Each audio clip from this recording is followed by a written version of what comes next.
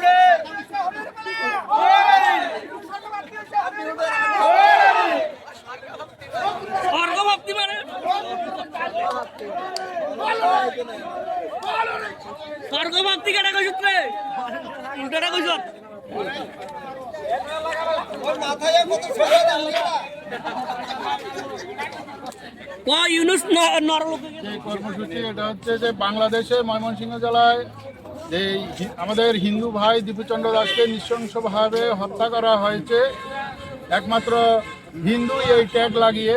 তারই প্রতিবাদে আজকে আমরা মনুবাজার মনপাথরে বিক্ষোভ মিছিলে সামিল হয়েছি সবাই।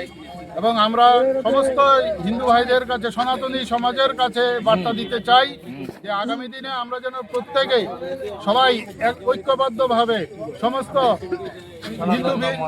হিন্দু বিরোধী যে শক্তি তাকে প্রতিহত করার জন্য আমরা সবাই ঐক্যবদ্ধভাবে এগিয়ে আসতে পারি, লড়াই করতে পারি এবং আমাদের এই ভারতবর্ষে যেন সেরকমভাবে কোনো জিহাদিরা কার্যকলাপ না করতে পারে, তার জন্য আমাদের প্রত্যেক হিন্দু ভাইয়ের এগিয়ে আসা উচিত এবং আগামী দিনে ভারতবর্ষকে এক শক্তিশালী এবং সমৃদ্ধশালী বিশ্বগুরু ভারতবর্ষ তৈরির ক্ষেত্রে আমাদের এই সনাতনী হিন্দু সমাজের রক্ষা করা এগিয়ে আসবে।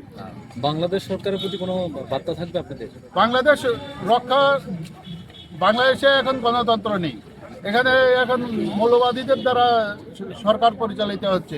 ওইরকম না, গণতান্ত্রিক পদ্ধতিতে সরকার প্রতিষ্ঠিত হলে তখন এটা সরকারি বিষয়, ভারত সরকার সে বিষয়ে ভালো সিদ্ধান্ত নিতে পারবেন।